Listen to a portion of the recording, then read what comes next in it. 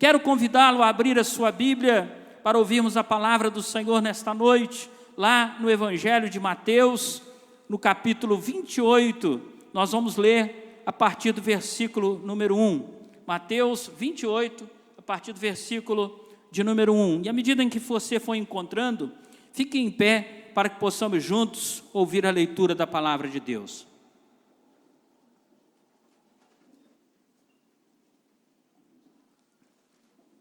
Mateus, capítulo 28, a partir do versículo 1, a palavra do Senhor, ela assim nos diz: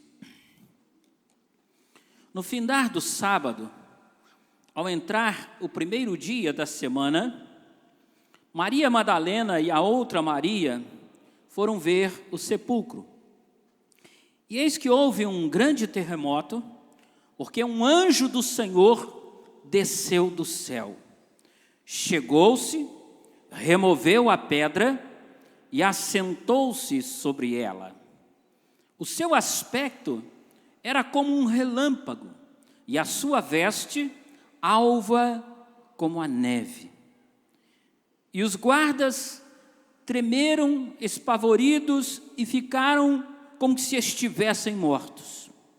Mas o anjo, dirigindo-se às mulheres, disse: Não temais, porque sei que buscais Jesus, que foi crucificado.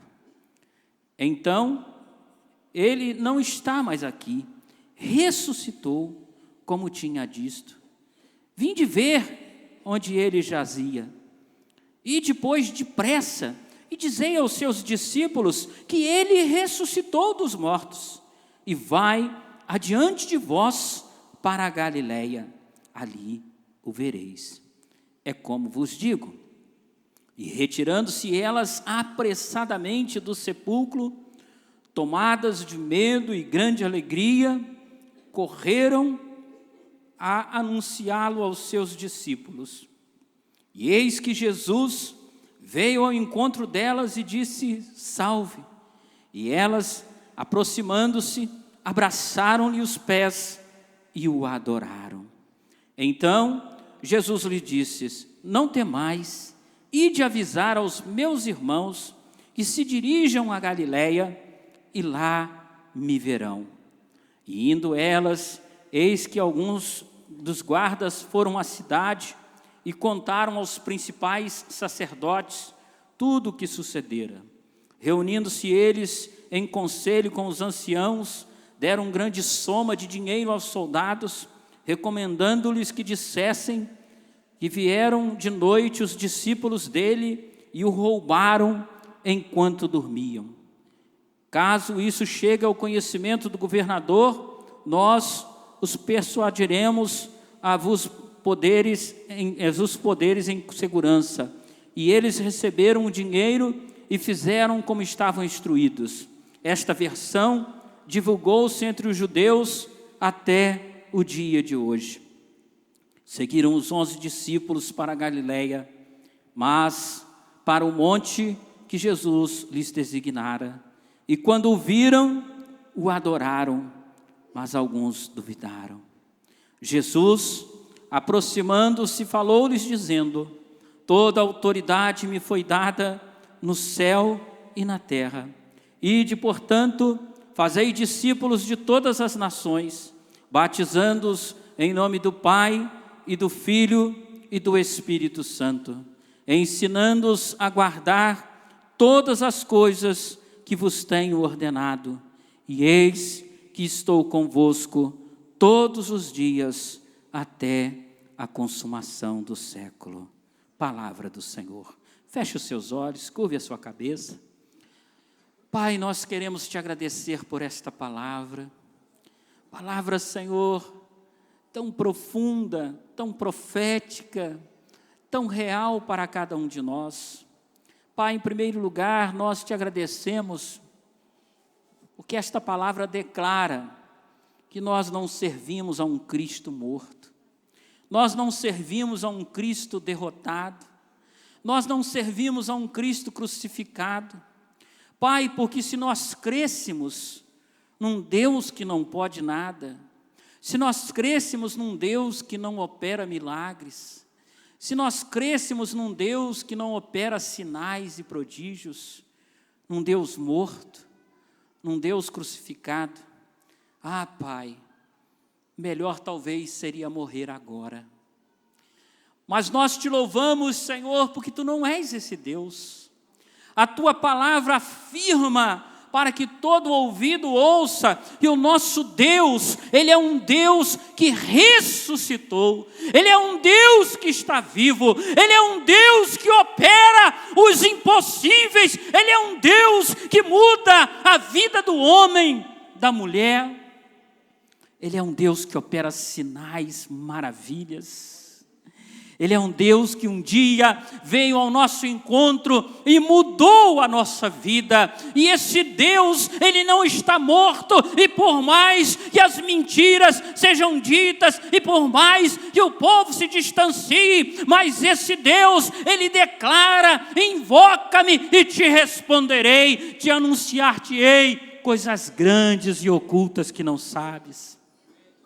Obrigado, Senhor, porque todas as vezes que verdadeiramente o Senhor é invocado, o Senhor manifesta o Teu poder, o Senhor muda a vida daqueles e daquelas que Te conhecem. Pai, muito obrigado, porque Tu é um Deus que está vivo, e que nessa noite habita aqui em nosso meio, pelo poder do Teu Espírito Santo. E da mesma maneira que Tu encontrou com os Teus discípulos lá na Galileia, e lhes deu uma ordem para que eles fossem e fizessem discípulos de todas as nações, esta palavra, ela também um dia nos alcançou, e hoje nós reconhecemos que também somos Teus discípulos e discípulas. O que é ser um discípulo? É ser um seguidor de Jesus, é ser uma seguidora de Jesus, é amar como Jesus amou, é servir como Jesus serviu, é viver como Jesus viveu, é falar como Jesus falou, é pensar como Jesus pensou. Ser um discípulo, ser uma discípula é cada dia ser mais semelhante, ser mais parecido com o Filho de Deus. Queremos ser Teus discípulos e discípulas, Senhor. Não como qualquer um, não um discípulo, uma discípula que não segue a Tua palavra, que não honra o Teu nome, que não cumpre a Tua vontade, mas queremos ser Teus discípulos e discípulas, servindo ao Senhor, fazendo que o nome do Senhor seja exaltado e que cada dia nós possamos diminuir para que o Senhor cresça em nós e através de nós. Fala, Senhor, ao nosso coração nessa noite. Abençoa a Tua igreja que está alegre com essa vitória. Foram, Senhor, quase 5 anos, Senhor, de trabalhos, e os desafios ainda não acabaram, ainda temos que adquirir as novas cadeias, ainda temos que fazer tantas coisas, ainda temos que talvez salvar mais vidas para que o tempo seja completo. Pai, são tantas missões que o Senhor confia a nós, e nós queremos cumprir com alegria aquilo que o Senhor confia a nós como igreja. Então abençoa a vida do pastor, da sua família, a vida deste irmão, desta irmã, que acreditou desde o início, que nunca duvidou, que sempre foi fiel, que sempre creu e hoje está celebrando a sua vitória, porque aqueles que não creram foram envergonhados, mas aqueles que creram estão alegres, felizes por saber que o Senhor pode operar milagres. Muito obrigado, Senhor. Talvez essa comunidade por si mesma não teria condições de investir a quantidade de dinheiro que aqui está investido. Mas nós sabemos que tudo vem do Senhor, da generosidade do Senhor, que usa as vidas para abençoar a sua obra. Muito obrigado por cada oferta, muito obrigado por cada um que pôde dizimar, que pôde ofertar e pôde acreditar que o impossível ia acontecer, e hoje os nossos olhos estão aqui contemplando esta nova casa de culto do Senhor, este novo templo que anuncia um novo tempo, um tempo de bênçãos, um tempo de vitórias, um tempo de alegrias, um tempo de lutas sim, mas de muitas bênçãos no Senhor Jesus. Fala ao nosso coração, Nós te pedimos humildemente, em nome de Jesus. Amém? Graças a Deus. Pode assentar, meu querido irmão, minha querida irmã. Se quiser permanecer com a sua Bíblia aberta, pode assim fazer. Se não desejar, pode fechar também, porque a fé, ela vem pelo ouvir e ouvir a palavra de Deus, que é aquilo que você vai ouvir nesse instante. Amém? Esse texto, em primeiro lugar, ele fala de um momento muito difícil na vida e no ministério de Jesus. Foi o momento em que ele já havia sido crucificado, o momento em que ele já estava morto, e o momento em que a expectativa de muitos já tinha acabado. Um texto bíblico que exemplifica esse momento é o texto que fala da falta de esperança dos discípulos. Muitos voltaram para a sua vida anterior. Muitos voltaram a fazer as mesmas coisas, a pescar.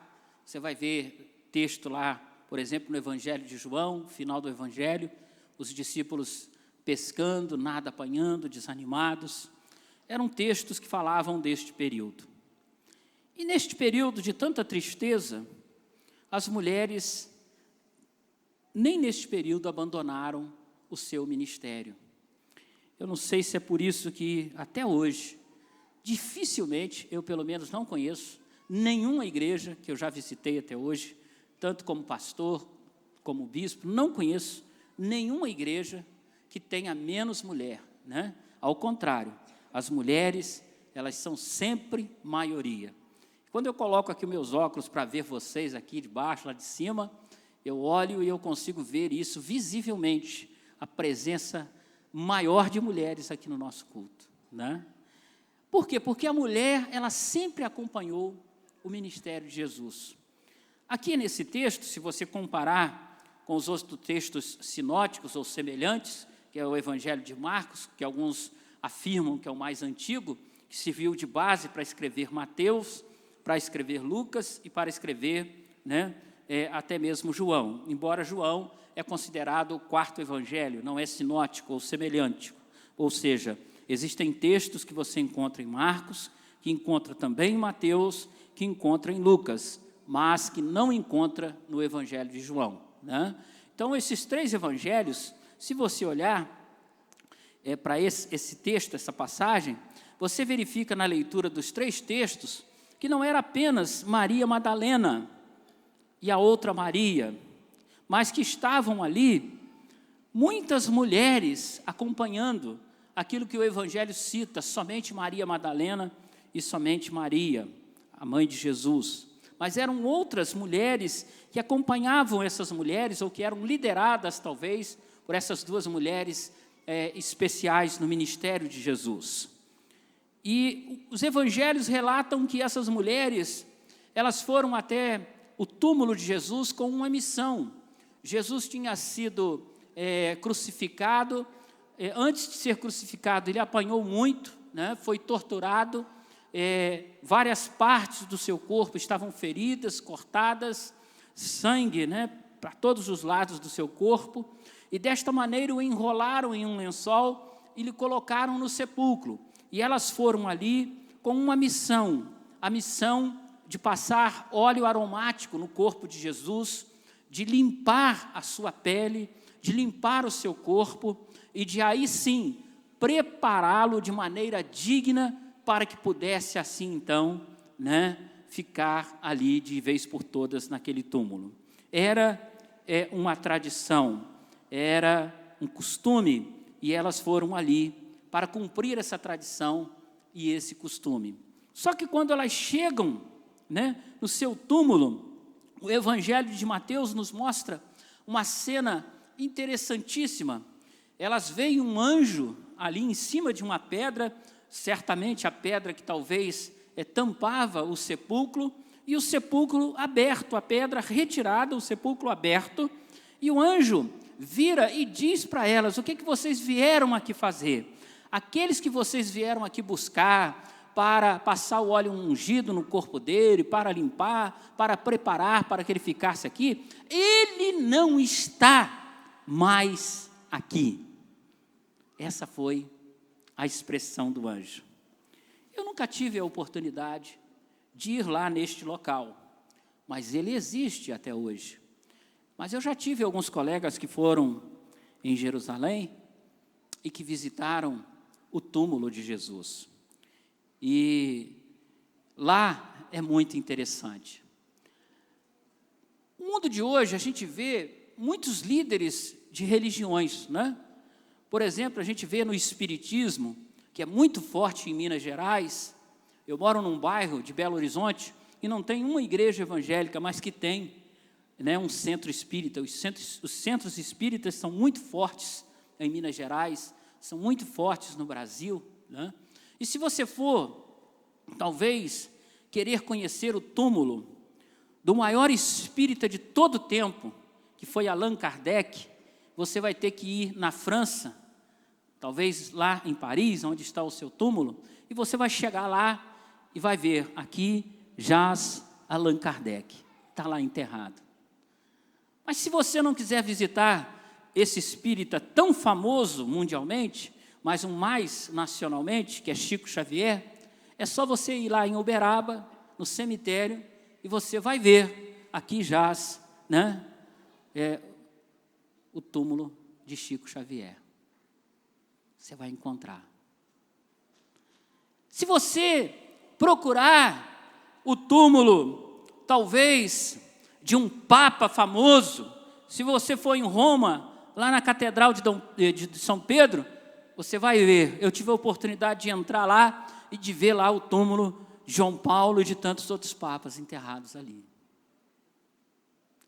Se você pensar em outro líder evangélico, né, talvez até do metodismo, John Wesley, se você for lá em Londres, você vai encontrar o túmulo de John Wesley. Você pensar no túmulo do líder da Assembleia de Deus, que começou em Belém, você vai encontrar o túmulo dele. Mas se você quiser achar o túmulo de Jesus, você vai achar o túmulo de Jesus, mas lá vai estar escrito: Ele não está mais aqui, porque Ele ressuscitou, Ele está vivo, Ele está à destra de Deus, aleluia. Nós servimos a um líder vivo, a um líder que ressuscitou ao terceiro dia. O nosso Jesus, Ele não está morto, Ele não está tombado. Nós servimos a um Jesus que está vivo. Você pode dar um aplauso, você pode dar uma glória a Deus. O seu Jesus, Ele não está tombado. Olha para a cruz, ela está vazia, porque ela nos mostra que o nosso Jesus venceu a cruz. Ele ressuscitou, aleluias. Ele está vivo. É isso que a cruz simboliza para nós metodistas. Você nunca vai entrar numa igreja metodista e vai ver um Cristo pendurado ali, mas você vai ver a cruz vazia, para você não se esquecer que o seu Jesus está vivo. Porque tem crente que serve a um Jesus que parece que morreu, porque ele não crê em nada, é sempre derrotado, é sempre frustrado, está sempre cheio de problema, não crê na vitória, não crê na virada, na volta por cima, só crê no tempo antigo, não crê num tempo novo. Que é isso, irmão? Se você acha que nós servimos a um Cristo morto, você está na igreja errada. Essa igreja aqui serve um Cristo vivo, um Cristo que ressuscitou ao terceiro dia. O mundo está dizendo aí, e Deus não está com nada, mas já vai ser lançado o segundo filme, Deus não está morto, porque havia um cientista que afirmava que Deus não existia, que Deus estava morto.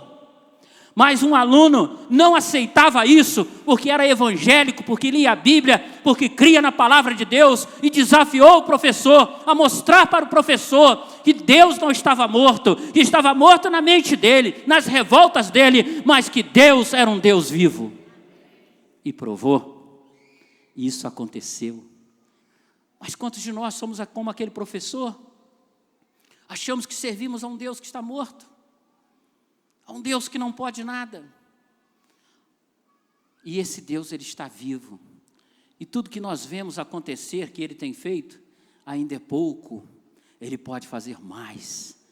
Mas muitas vezes a gente vê que tem aquela síndrome do povo de Deus quando estava lá no Egito, que por mais que Deus fazia os milagres, por mais que as pragas eram derramadas, por mais que aquilo abalava Faraó, o povo era descrente.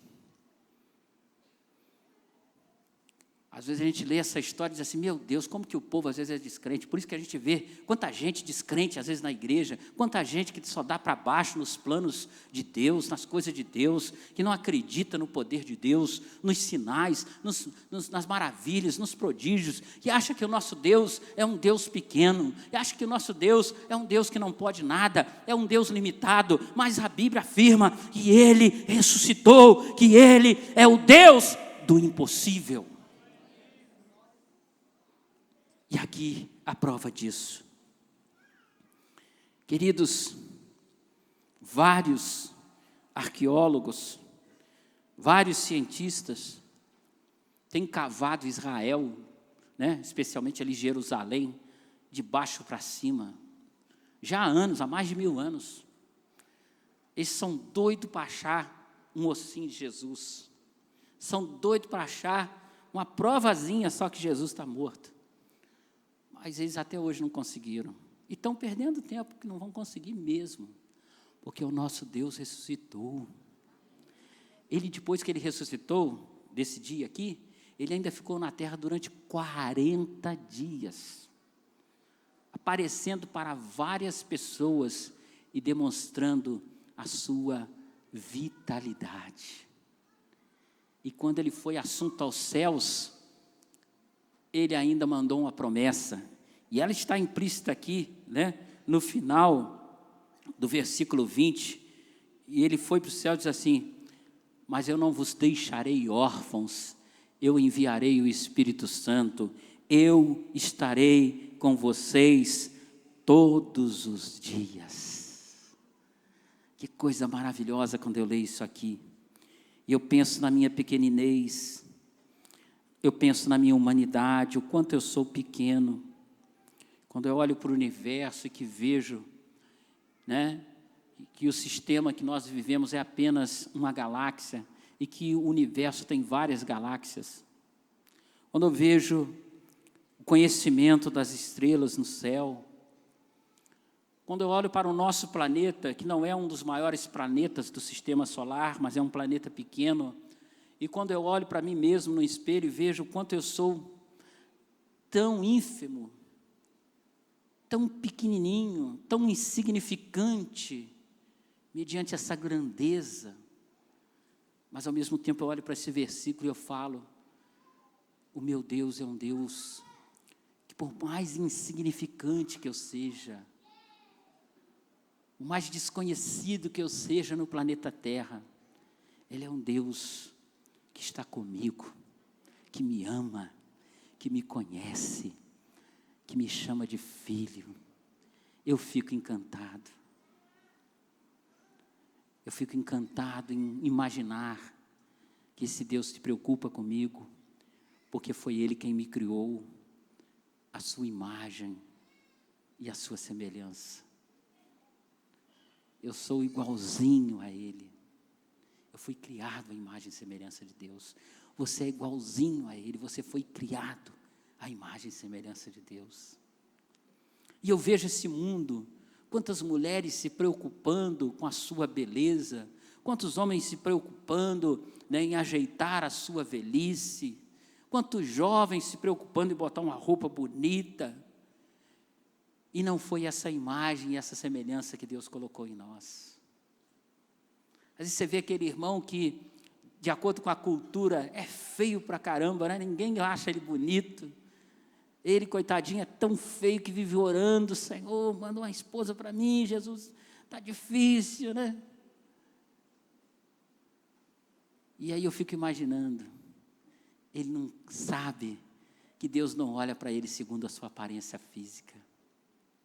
Talvez aquela pessoa, né, que é cheia de preconceitos, porque nasceu deficiente física, que é cheia de preconceitos, porque nasceu, né, sei lá, índio, negro, mulato, preconceito porque é pobre, ninguém gosta de mim porque eu sou pobre, e essa pessoa nem imagina que ela foi criada à imagem e semelhança de Deus.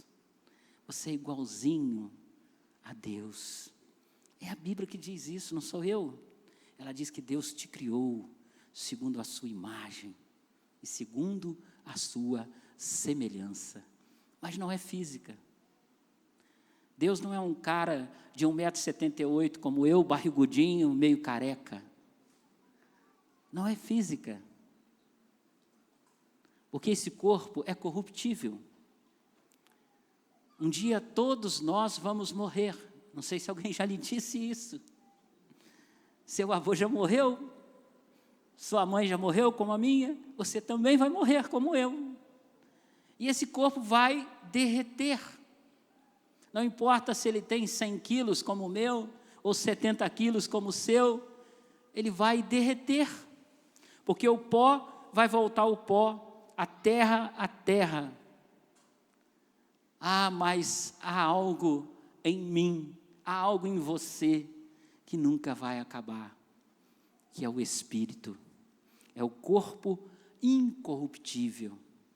E é esse corpo incorruptível que foi criado segundo a imagem e semelhança de Deus. De vez em quando a gente vê na igreja pessoas com dúvidas: pastor, bispo, quando eu ressuscitar, eu vou ressuscitar com 10 anos, se eu morrer com 70, eu vou ressuscitar com 70, ou vou ressuscitar com 40, querido, esqueça isso, não haverá mais esse corpo. Eu não sei se eu vou ressuscitar com 50, com 40, com 30, o que eu sei é que eu vou estar com o meu Senhor, e isso é que me importa, o resto não me interessa, estou nem aí, eu quero é Deus, eu quero é Deus. É esse texto que nos afirma isso. E as mulheres, elas ficaram cheias de alegria, de poder de Deus e ao mesmo tempo meio atemorizadas, com medo, porque segundo a cultura judaica, não havia nenhum exemplo de ressurreição, ou seja, eles não tinham exemplos de pessoas ressurretas. É certo que, certa feita no ministério de Jesus, que foi de 3 anos, Jesus ressuscitou a Lázaro, mas é um texto muito interessante. E Jesus ressuscitou a Lázaro, e o povo queria matar Lázaro de novo, porque não entendia o que tinha acontecido. Só que hoje, quando a gente está aqui em Muriaé, e vai lá no centro da cidade, a gente não encontra com Lázaro. Ah, mas ele morava lá em Jerusalém, mas mesmo indo em Jerusalém, você não encontra lá o Lázaro velhinho, né? Você não encontra. Lá está o Lázaro com quase 3.000 anos, você não encontra. Porque aquele Lázaro, ele morreu novamente. E ninguém mais ressuscitou ele. Mas esse Cristo não. Ele está vivo, ele está ressurreto. Ele é o Deus dos deuses. Ele é o Senhor dos senhores. E ele falou com as mulheres: salve. Elas quase que desmaiaram de medo, né? E ao mesmo tempo de alegria. Houve ali uma confusão. E o que elas fizeram? Se lançaram aos seus pés. Porque os olhos dela estavam contemplando algo imaginável.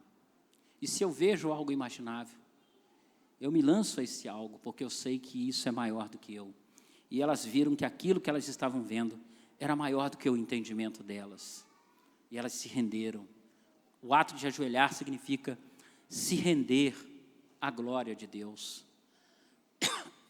Quando Jesus se revela a nós e a gente aceita Jesus como Senhor e Salvador, geralmente a gente se ajoelha no altar, a gente se lança aos pés desse Deus, porque a gente entende que Ele é maior do que nós, que Ele pode fazer coisas imagináveis na nossa vida. Então, o ato de se lançar nos pés é um ato de dizer: eu estou totalmente submisso a isso que o Senhor quer realizar. Cumpra em mim a tua vontade, o teu poder, o teu querer. E ele disse a elas: digam aos meus discípulos que eu quero me encontrar com eles na Galileia. Elas falaram, alguns discípulos duvidaram, de acordo com o versículo 17, outros creram, outros glorificaram, mas a Bíblia diz que eles foram para lá. E quando eles chegaram lá no Monte da Galileia, eles viram Jesus. E aqui está uma coisa interessante, porque Jesus vai dar uma ordem a eles, que muitas vezes, até hoje, no século 21, há muitos crentes na igreja que não entendem. Quando nós falamos do discipulado, há muitos membros que dizem assim: que discipulado é esse? É o discipulado que surgiu, né, lá na Colômbia? É o discipulado que surgiu com o G12, com o apóstolo, que hoje já é patriarca e que amanhã não sei o que mais vai ser, René Terranova? Que discipulado é esse? É o discipulado que o bispo está falando? Não, meu querido. Se eu olho para o discipulado e acho que o discipulado é dessas pessoas, parece-me que eu nunca li Mateus 28. O discipulado, se tem alguém que inventou, foi Jesus. E está claro aqui. Porque o discipulado do René Terranova, ele tem falhas. Você vai encontrar várias falhas. O discipulado, né, da Valnice Milhones tem falhas. E qualquer outro pastor, inclusive metodista que você cite, vai encontrar falhas. Mas o discipulado, ele não é algo meramente humano, como muitos pensam. Esses trouxeram vários, eu afirmaria, exageros na vida da igreja.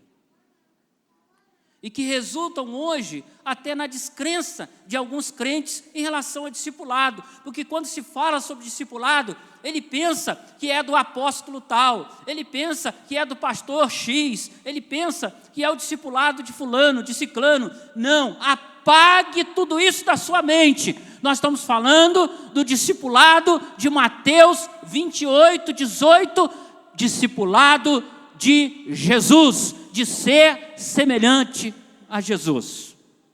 Aí o bicho pega. Porque se eu for semelhante ao René Terranova, eu vou deixar de ser bispo, vou ser patriarca. E a moda hoje está pegando nas igrejas evangélicas, né? Às vezes você vê a esposa do pastor ser tratada de pastora e ela nem é pastora. Às vezes você vê o irmãozinho fulano de tal e nunca fez nenhum curso de pastor, já ser apóstolo. E aí você vê também os escândalos, os erros e os absurdos. Bispo, isso acontece, é verdade? É verdade. Poderia ficar aqui a noite inteira, a semana inteira, falando aqui para vocês de vários erros que a gente vê nesses tipos de discipulado. Agora eu poderia ficar aqui a noite inteira, a semana inteira, para ouvir apenas um erro no discipulado que Jesus implantou e vocês não conseguiriam me apontar. Então, quando a gente fala de discipulado, a gente tem que saber separar essa linguagem. É discipulado de Mateus 28, 18 a 20, de Jesus.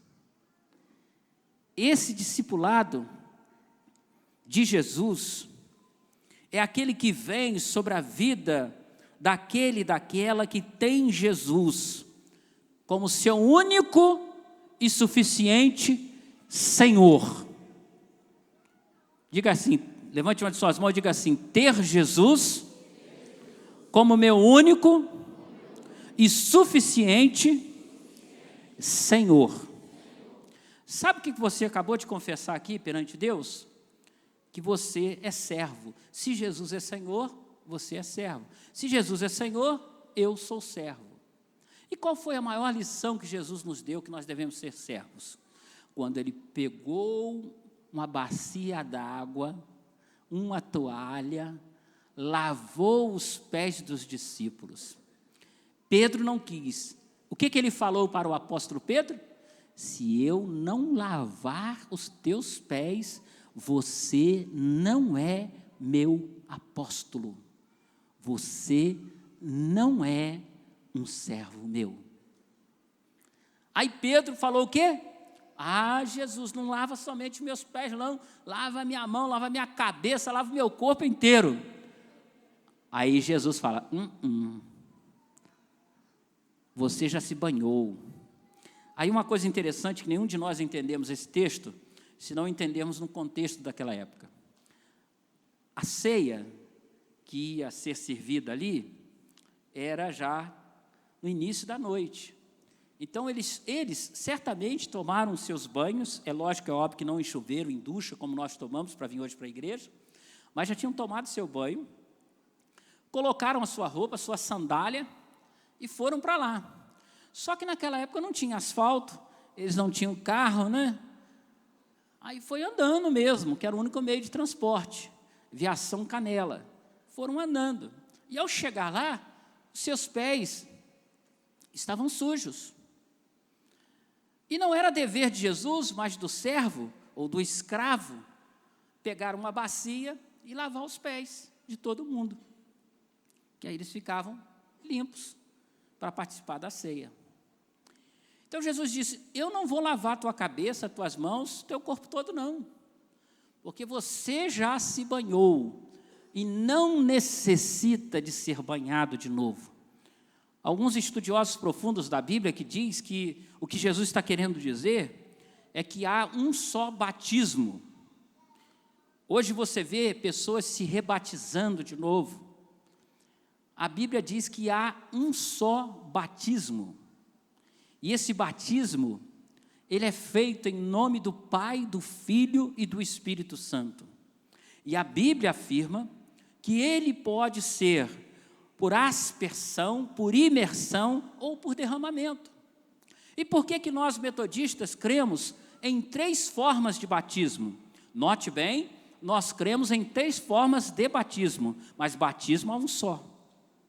As formas é que são 3. Você sabe por que nós cremos em 3 formas de batismo? E não em 2 ou em 4? Nós cremos em 3 porque a Bíblia prova para todos e todas 3 formas de batismo. Por isso que nós não cremos em 4, porque a Bíblia não fala de 4 formas de batismo. A Bíblia fala de 3. E por que nós não cremos em 2 ou em 1? Porque a Bíblia não fala em uma forma. A Bíblia não fala em 2 formas. A Bíblia fala em 3 formas de batismo. A Bíblia fala no batismo do eunuco, que foi por imersão. Ele estava passando em um determinado local, ouviu o evangelho explicado por Filipe, aí ele diz assim, eu quero ser batizado. Aí Filipe, mas agora não, mas eu quero, eis ali a água, o que me impede de ser batizado? Filipe desceu com ele nas águas e batizou ele por imersão. A Bíblia fala, também do batismo de 3.000 pessoas que aceitaram Jesus, que foi aquele que Pedro fez. Mas é interessante quando cita 3.000, cita 3.000 homens, se você olhar no original grego, porque a Bíblia não foi escrita em português. Por que tinha 3.000 homens? Porque não contava as mulheres e não contava as crianças. A Bíblia também afirma batismo infantil. Não só nesse texto, mas em muitos outros textos. Mas hoje eu não estou aqui para pregar sobre batismo infantil. Mas se alguém tiver dúvida, a gente pode depois trocar e-mails e conversar sobre isso. E aí aquelas pessoas foram batizadas. Se tinha 3.000 homens, vamos supor que metade somente era casado. Tinha mais 1.500 mulheres, já daria 4.500 pessoas. E se cada uma daquelas 1.500 mulheres, ou das 1.000, tivesse apenas um filho, já daria aí em torno de 5.500, 6.500. Olha que eu estou jogando por baixo, por muito baixo, porque alguns teólogos afirmam que ali tinha no mínimo 9.000 pessoas sendo batizadas naquela tarde. E era de tarde. Então, se era de tarde, e naquela época não tinha luz, certamente esse batismo não se estendeu para a noite. E certamente ele não foi por imersão. Porque imersão era imergir uma pessoa na água 3 vezes. Então, 9.000 pessoas imergindo 3 vezes, você soma 3 vezes 9, você vai ver quantas vezes ia se batizar ali, e humanamente falando, isso é impossível. Então, certamente, esse batismo foi por derramamento. Derramamento. Mas a Bíblia também fala do batismo de Paulo. A Bíblia cita o local onde ele estava, em uma casa, deitado em uma cama. Em qual rua? Hein? Se esqueceram? Oi? Na rua direita, na cidade de... E a cidade? Damasco. Então preste atenção, a Bíblia diz que ele estava na cidade de Damasco. Ela existe, porque a Bíblia não é fantasia. Na rua direita, também tem como saber onde era a rua direita. Em uma casa, provavelmente muito difícil saber onde era a casa, mas provavelmente se sabe mais ou menos que era uma casa nessa rua. Então não é tão impossível de achar.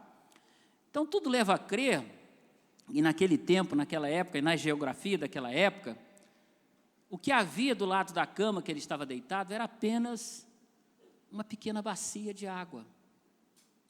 Se era uma bacia de água, ele não foi batizado por imersão, porque como que a gente vai imergir um homem em uma bacia? Note só, ali não era mágica.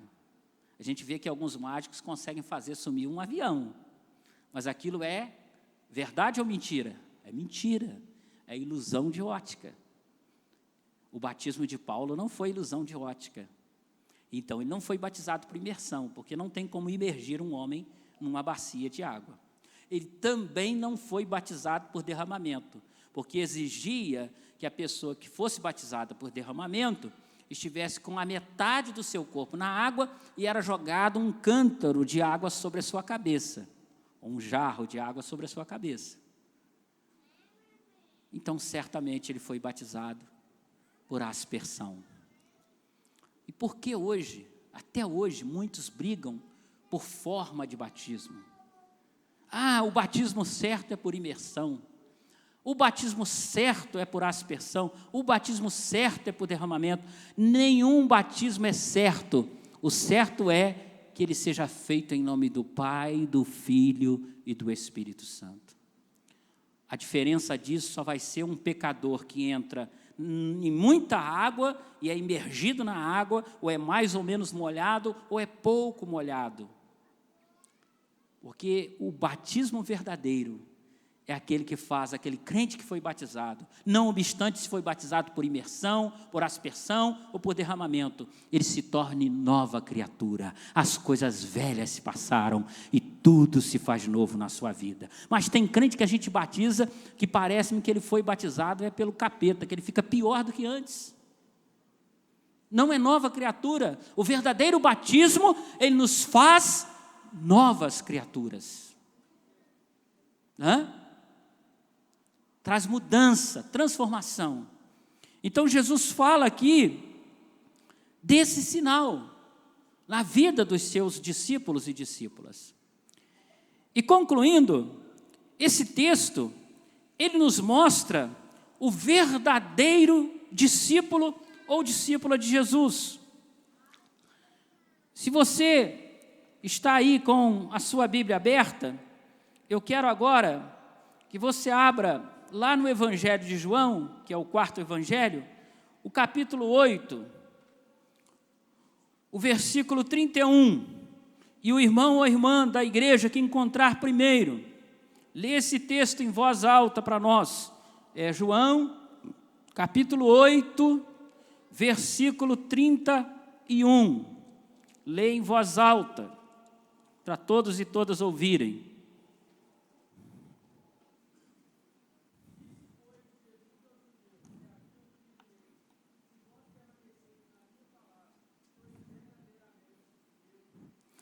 Amém. Então aqui quem está dizendo é Jesus. E o que Jesus disse? Se vós permanecerdes na minha palavra, aí Jesus completa a frase e diz assim: sois verdadeiramente meus discípulos. Talvez você pergunte nessa noite: bispo, pastor, como eu posso saber se eu ou se o meu irmão ou a minha irmã é um verdadeiro discípulo de Jesus? Eu te responderia: você pode saber se o seu irmão, se a sua irmã, ou se você é um verdadeiro discípulo de Jesus, se você sempre permanece na palavra de Deus. Mas se você permanece na palavra do bispo, você está ferrado. Se você permanece na palavra do pastor, da pastora, na palavra do líder fulano de tal, você não é discípulo de Jesus.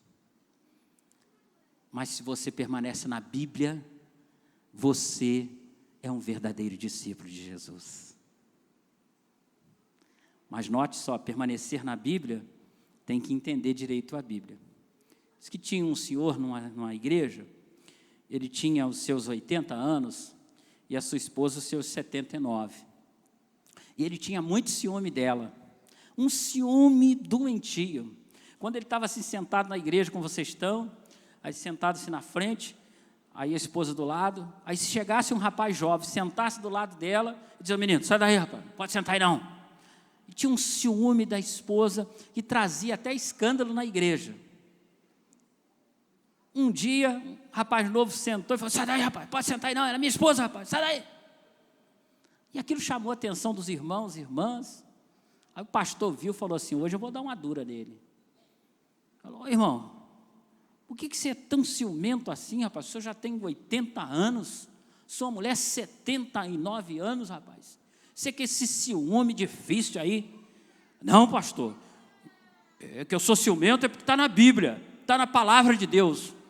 Que isso, meu irmão? Aonde está isso na Bíblia? Está lá, pastor: guarda a tua coroa para que ninguém te roube. Pastor riu também com você, né? Diz assim: meu irmão, Jesus, não é isso não, querido. Guardar a coroa aí não é a tua esposa, que você acha que ela é coroa, porque ela é idosa, ela tem cabelo branco. Não é ela não, é a coroa da vida. Você sabe o que é coroa da vida? Aí o pastor explicou para ele. Ele: então agora eu não vou ser mais ciumento não, pastor. Aí ele entendeu, né? Então, permanecer na Bíblia é entender o que a Bíblia está dizendo. Porque tem coisas que a Bíblia está dizendo, né? E tem coisas que a Bíblia não está dizendo, mas que os irmãos acham. Ele achava que coroa era a mulher dele, daí tinha ciúme dela, porque tinha que guardar a coroa, ninguém podia roubar a coroa, então a coroa é ela e eu vou ter ciúme dela. Então é entender o que verdadeiramente a Bíblia está dizendo. Hoje ninguém mais diz isso porque ficou uma frase ultrapassada. Mas até 1999 as pessoas diziam assim: o ano 2000 o mundo vai acabar, porque está escrito 2000 chegará, 2000 não passará. Está na Bíblia. Aonde? Eu já desafiei várias pessoas a mostrar onde está isso na Bíblia. Eu já li a Bíblia de Gênesis a Apocalipse várias vezes, nunca li isso. Porque isso não está escrito na Bíblia. Não somente isso, mas muitas coisas que as pessoas falam como cultura popular, que está escrito na Bíblia, e são erros de interpretações, e que não estão escritos. E as pessoas acham que estão escritos. Pois bem, 2000 chegou, 2000 passou, e o mundo não acabou, porque nós não estamos ainda no céu, nós estamos numa parte do céu, né? A igreja é um pedacinho do céu, mas não é o céu. Hoje ninguém mais fala isso. Então, permanecer na palavra de Deus é na palavra de Deus. não é em interpretações equivocadas, mas a Bíblia, ela tem uma interpretação que a gente tem que levar em consideração todos os aparatos, né, que um estudioso da Bíblia usa, que é a exegese. Porque a Bíblia não é um conto da carochinha. Todos os lugares que estão aqui apontados, eles existem até hoje, eles são no planeta Terra, eles não são em Marte. Né? Então, os textos têm explicações, compreensão. Mas para a gente saber disso, a gente tem que estudar a Bíblia, a palavra de Deus. A gente tem que ler a Bíblia. Mas quantas pessoas hoje estão nas nossas igrejas ou no mundo evangélico e nunca leram a Bíblia, uma vez sequer? Ler é o detalhe mínimo. Ler é o mínimo que eu posso fazer. Mas além de ler, eu preciso estudar, eu preciso buscar a compreensão, e eu não tenho como compreender o mundo de Abraão com os meus olhos aqui do século 21, porque Abraão não viveu no século 21. E tantos outros textos, tanto do Antigo como do Novo Testamento. Então eu tenho que procurar entender como era o mundo bíblico, como eles se organizavam, como eram as situações, né, dos conflitos, dos povos, das guerras, porque senão eu não vou entender a Bíblia. Ou seja, se você ouviu tudo isso e não sabe, escola dominical, venha na escola dominical, aprenda a Bíblia, estude a palavra de Deus, leia a palavra de Deus, se aprofunde, se alimente na palavra de Deus. Porque se você permanecer na palavra de Deus, disse Jesus que você vai ser conhecido como um discípulo, como uma discípula, né? Como aquele que segue a Jesus, porque segue a palavra de Deus. Mas mais na frente, no capítulo 13, alguém pode ler para nós, capítulo 13, deixa eu achar aqui o capítulo, achar aqui o versículo.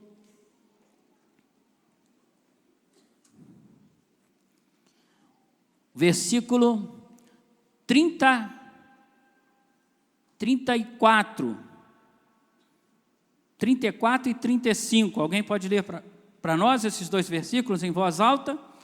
Se você fizer isso aqui também, você vai ser identificado como um discípulo ou uma discípula de Jesus. O que está lá?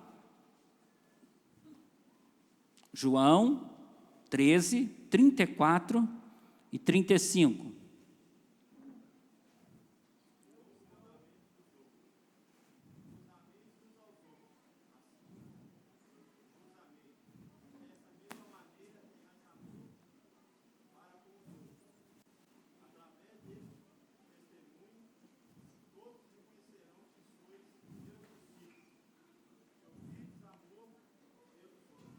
Amém. Então olha o que o irmão leu, que Jesus nos deu um novo mandamento, e que esse novo mandamento é para que nós possamos amar uns aos outros, e que quando nós amamos uns aos outros, nós somos conhecidos e conhecidas como discípulos e discípulas do Senhor. Então não basta você dizer que já está no discipulado porque você frequenta uma célula ou um grupo pequeno. Não basta você dizer que já está no discipulado porque você foi no impacto. Ah, eu já sou um discípulo porque eu já fui batizado. Eu já sou um discípulo porque eu frequento uma célula. Mas Jesus não disse que você é conhecido como um discípulo se você frequenta uma célula. E agora? Jesus não disse que você é um discípulo se você foi no impacto. Mas Jesus disse que você é um discípulo quando você ama o seu irmão, a sua irmã. Então você ama o seu irmão, a sua irmã? Quantas vezes nós estamos, como estamos hoje aqui na igreja, né, um grupo grande, mas tem irmão que não fala com o irmão, dentro da própria igreja. Que Deus tenha misericórdia de nós e não tenha isso aqui nessa noite. Mas quantas vezes tem irmão dentro da própria igreja que não fala com o outro irmão? Tem irmão que tem mágoa, que tem ressentimento de outro irmão. Quantas vezes a gente tem um crente na igreja que louva, que canta, que é membro da igreja, mas que não fala com o seu vizinho, que não fala com o seu pai. Ah, porque o meu pai me abandonou, o meu pai me largou. Mas besta, você que é crente, você que tem que amar ele. É o seu amor que transforma o coração dele, e não o dele que transforma o seu. Porque não é você que conhece Jesus? Mas quantas vezes tem gente dentro da igreja e diz que é discípulo, mas não ama o seu irmão. E aí Jesus vem e diz que você só é discípulo se você ama. Mas que amor é esse? Eu vou resumir cantando um corinho que eu aprendi do meu pai espiritual. E ele dizia assim: amemos de coração e não de amor falsificado. Amemos de coração e não de amor falsificado. Para quando Cristo vier, para quando Cristo vier, nos encontre preparados. Para quando Cristo vier, para quando Cristo vier, nos encontre preparados. E aí ele dizia assim, amemos de coração, não de amor falsificado. Porque muitas pessoas dizem, eu te amo, eu te amo, eu te amo. Mas vem o primeiro problema, vem a primeira crise, vem a primeira provação, aí se separa.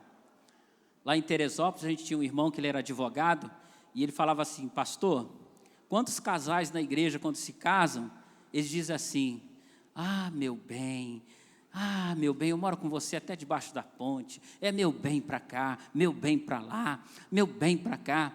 Mas pastor, quando eles se separam meus bens para cá, teus bens para lá. Então não é um amor falsificado.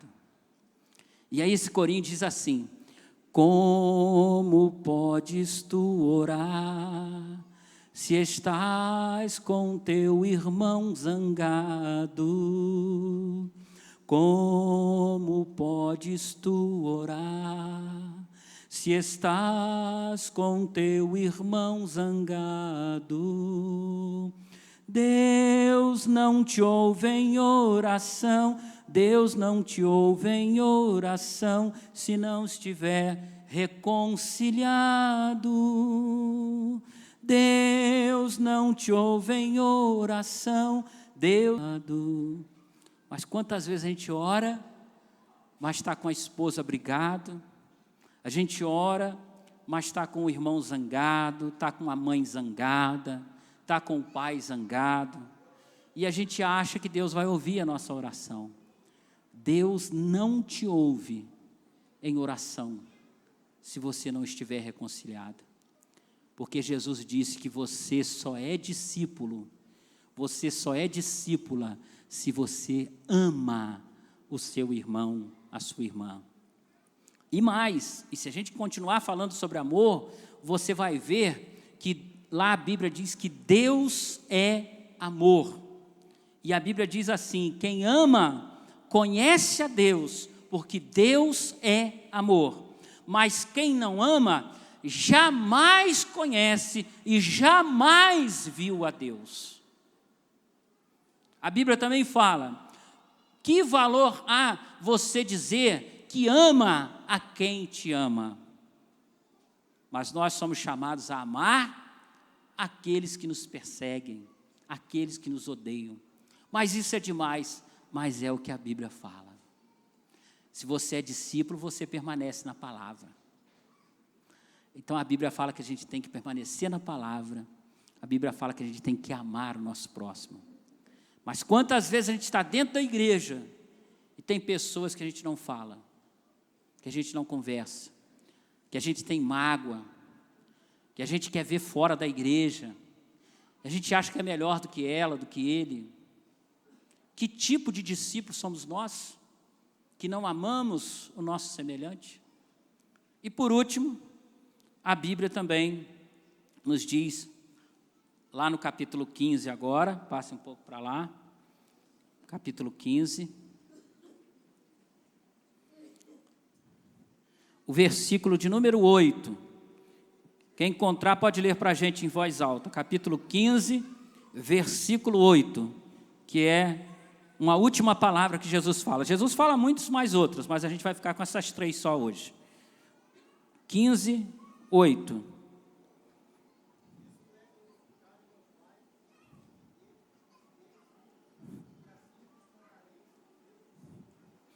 Nisto é glorificado meu Pai. Aí ele fala, o que é que glorifica a Deus? Que todos e todas possam dar muito fruto. Aqui uma coisa interessante. Era para estar escrito na sua Bíblia, muitos frutos. Era para estar no singular. E eu não sei se você prestou atenção. Olha aí no versículo da sua Bíblia se está no singular. Não está no singular. Aliás, não está no plural. Eu estou trocando as bolas aqui, me desculpe. Não está no plural. A frase era para ser no plural. Qualquer um que entende de línguas leria a frase dessa maneira. Nisto é glorificado meu Pai, em que deis, até aqui está correto, muitos frutos. Será que foi um erro de português? Quem acha que foi um erro de português? Que está aqui na Bíblia. Não foi mesmo não. Isso aqui é um erro? É um erro. Mas não é um erro de português, é um erro de entendimento. Geralmente na igreja, a gente fala que aquele crente que frutifica é aquele crente que ganha vidas para Jesus. E nós estamos falando uma coisa errada, ensinando uma doutrina errada. O crente que frutifica não é o crente que ganha vidas para Jesus. Porque ganhar vidas para Jesus é uma missão que nós temos, é um dever, é uma obrigação que todo crente tem de gerar novos crentes. Mas esse fruto aqui que está no singular e que não está no plural, é aquele fruto lá de Gálatas 5, se você quiser pode abrir a sua Bíblia lá, e você vai ver que lá também está no singular, que não está no plural. A Bíblia diz lá, mas o fruto do Espírito. Então esse fruto é fruto do Espírito. Então Jesus disse isso porque ele já sabia que o fruto do Espírito é amor, alegria, mansidão, domínio próprio. Lá são 9, né? Bondade. E quantos crentes a gente vê que ele é crente em Jesus, mas que ele fala, não, eu sou crente aqui na igreja, lá na minha casa eu baixo o barraco, eu meto o pé no menino, eu bato na mulher, e ele bate na mulher, e ele briga com o vizinho, e ele xinga fulano. Ele é crente, mas ele não tem o fruto do domínio próprio. Não tem domínio próprio. Ele é crente, mas ele não é manso. Não, eu sou crente, mas eu sou macho, não sou manso não. Mamão também é macho, mas dá leite. E aí, como é que fica? Ser macho é ser bravo? Ou ser macho é ser cumpridor do dever, é tratar com carinho a mulher, é pagar as contas, é não dar cheque sem fundo? Isso é ser homem, ser honesto. Mas dizer que é homem, que é macho, que é bravo, que mata, que faz, que assa e não paga a conta, e briga com os outros, e é injusto, e é caluniador, e é agiota.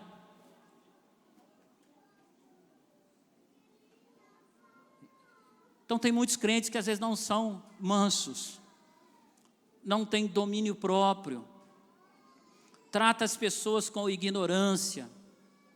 Eu tinha uma crente lá em Cabo Frio, que ela era uma crente amorosa na igreja, era chamada de irmã amada, mas na empresa dela, ela era chamada de irmã desamada, porque ela tratava os empregados com ignorância, ela explorava os empregados, não pagava o salário que os empregados mereciam.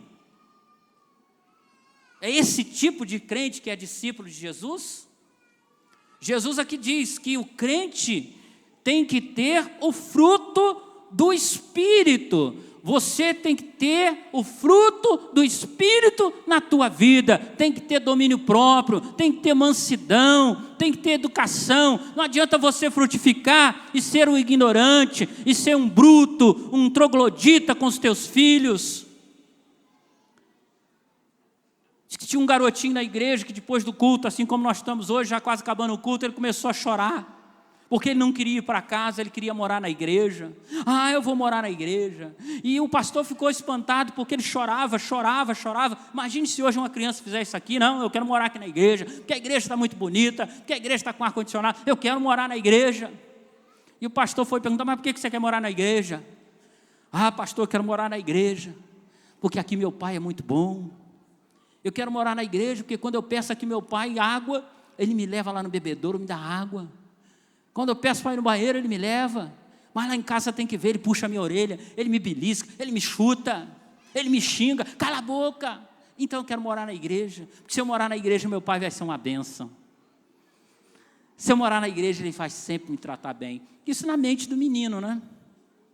Porque na verdade seu pai era crente na igreja, mas não era crente em casa. Quantos crentes são crentes aqui, mas durante a semana passa cheque sem fundo no comércio, não paga a conta que compra, não dá bom testemunho para o vizinho?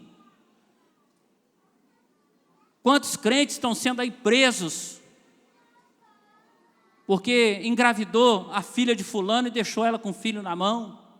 Não tem palavra, não é homem, não é mulher. Acha que ser homem, ser mulher é usar calça e usar saia. É mais do que isso, é ser íntegro, é ser honesto, é ter domínio próprio, é pagar as coisas que deve, é honrar o nome do Senhor, porque quando você desonra o seu nome, você não desonra apenas o seu nome, mas você desonra o nome de Cristo, você desonra o nome da igreja metodista, da qual você é membro, você desonra a obra do Senhor, e não vem me dizendo que é discípulo se faz isso, porque Jesus disse que nós só somos discípulos se nós temos fruto do Espírito, se nós honramos o nome de Deus, a igreja que nós frequentamos, o evangelho que nós defendemos. E Jesus disse sobre esse tipo de discipulado. Então você observa que esse é mais forte do que o do Renê Terranova, porque esse é o discipulado de Jesus. O discipulado oba-oba, esse discipulado não leva a igreja a lugar nenhum. Leva a igreja a ser um grande clube, a ter no seu culto um grande show, todo mundo pula, todo mundo dança, mas ninguém paga a conta. Mas ninguém tem vergonha na cara. Ninguém cumpre o seu papel de servo e de serva, que é aquele que reconhece que Jesus é o Senhor e Salvador da sua vida. Vamos orar? Vamos ficar em pé nesse instante mais uma vez. Você vai agora fechar os seus olhos. Você vai agora olhar para dentro de você, porque quando a gente fecha o olho, a gente olha para dentro de nós. Porque muitas vezes a gente é tentado pensar assim: hoje o bispo pregou para o fulano. Não, não é o bispo, é o Espírito do Senhor que está aqui falando ao teu coração. E se hoje o teu coração precisa se render a alguém, é a Jesus. A mensagem, você vai dizer com seus olhos fechados, foi para mim.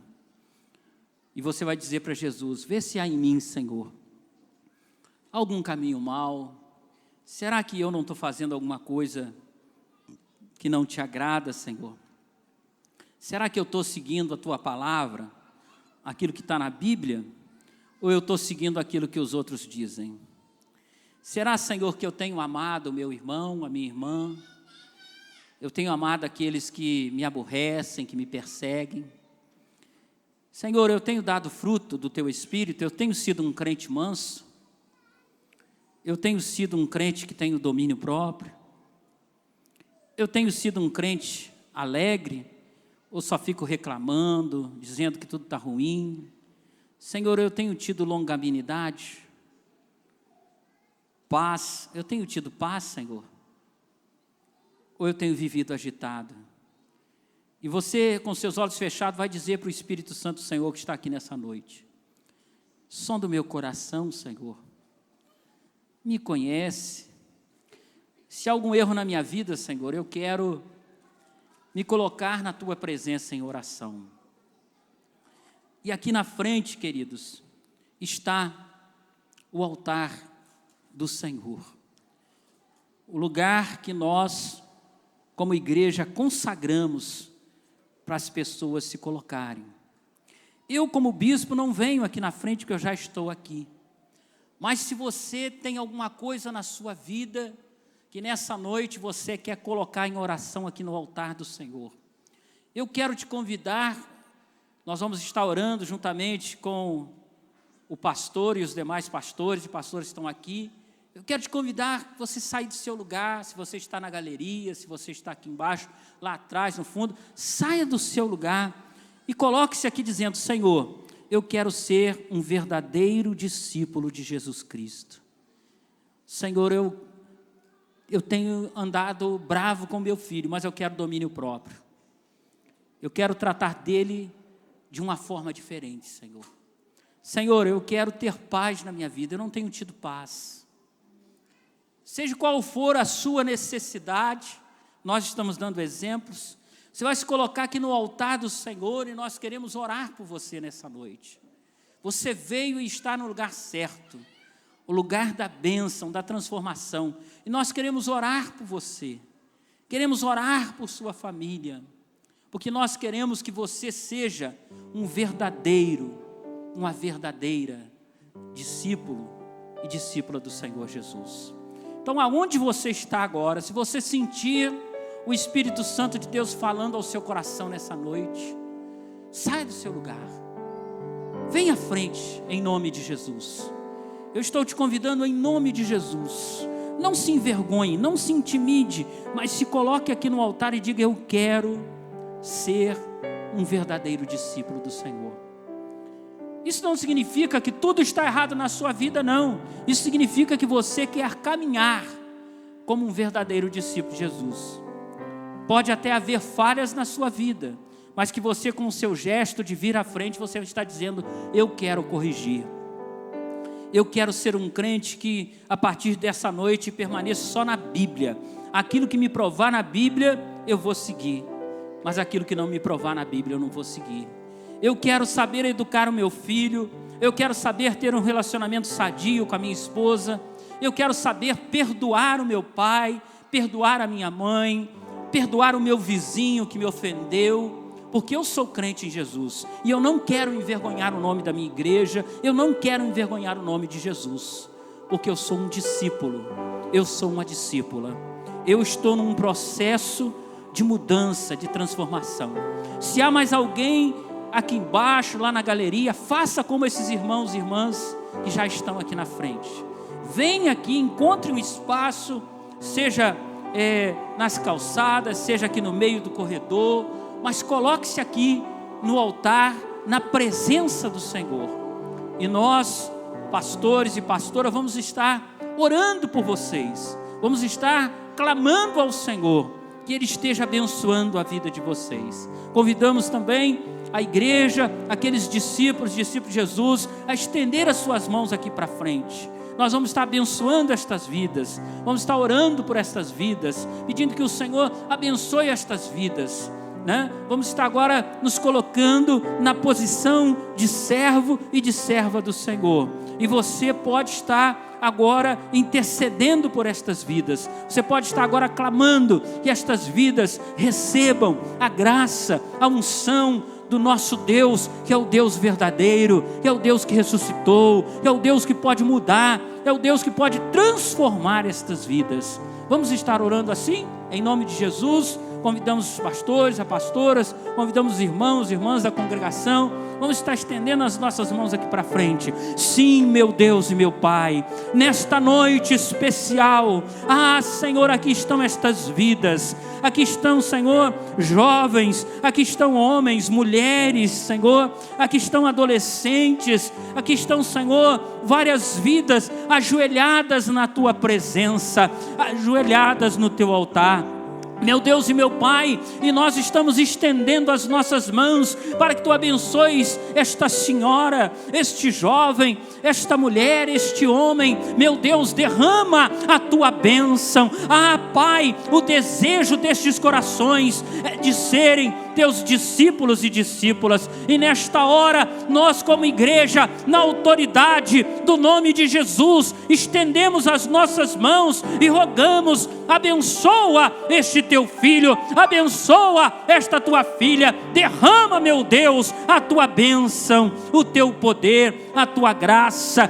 Senhor, dá a Tua palavra para que ela seja conhecida nesses corações. Levanta, Senhor, aqui na igreja, pessoas que possam ensinar a Bíblia, discipular essas pessoas, investir nestas pessoas. Pai, coloca agora o amor neste coração. Se este coração chegou aqui no Teu altar com alguma tristeza, com algum ódio, com alguma depressão, com alguma angústia, visita agora este coração e arranca, Senhor, agora este problema, esta angústia, esta depressão, este ódio, essa tristeza que tem, Senhor, atrapalhado a vida deste irmão, desta irmã, e coloca o Teu amor que tudo planifica, que transforma, que cura, que coloca saúde no corpo físico, na vida espiritual. Abençoa, Senhor, este homem e esta mulher, este jovem, esta jovem que está aqui.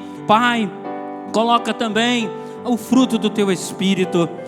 Espírito Santo, batizador, batiza esta pessoa agora com amor, batiza essa pessoa agora com a unção da mansidão, batiza com o domínio próprio, batiza, Senhor, derrama agora, Pai, a bondade, a alegria, a paz, que todos os 9 frutos do Teu Espírito sejam identificados na vida deste homem, na vida desta mulher, deste jovem, desta jovem. Derrama o Teu Espírito Santo.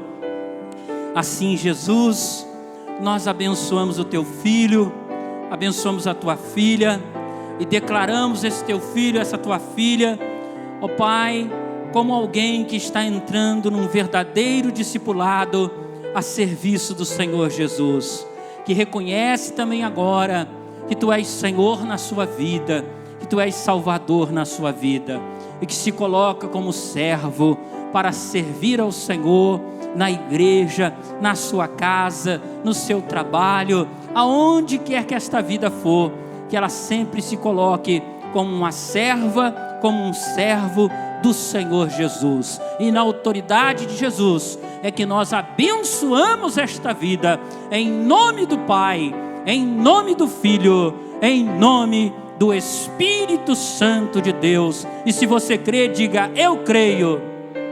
Dê uma linda salva de palmas para Jesus. Aleluias, bem forte para Jesus. Glória ao Pai, ao Filho, ao Espírito Santo que está neste lugar. Aleluias, louvado seja o Senhor. Pode se levantar, a igreja pode assentar, pode voltar para o seu lugar. Se foi a primeira vez que você veio aqui, e se você necessita, de acompanhamento, depois dê o seu nome para um irmão ou a irmã que te recepcionou, ou para o pastor, ou para um líder da igreja que você conhece. O desejo dessa igreja é acompanhar você, é te ajudar, é orar com você, é caminhar com você em nome de Jesus, tá? Que você precisar, coloque-se à disposição, que a igreja terá muita alegria em servi-lo. Nós louvamos a Deus por sua vida e cremos, E hoje é um novo tempo na sua vida, em nome de Jesus. Amém? Louvado seja o nome do Senhor.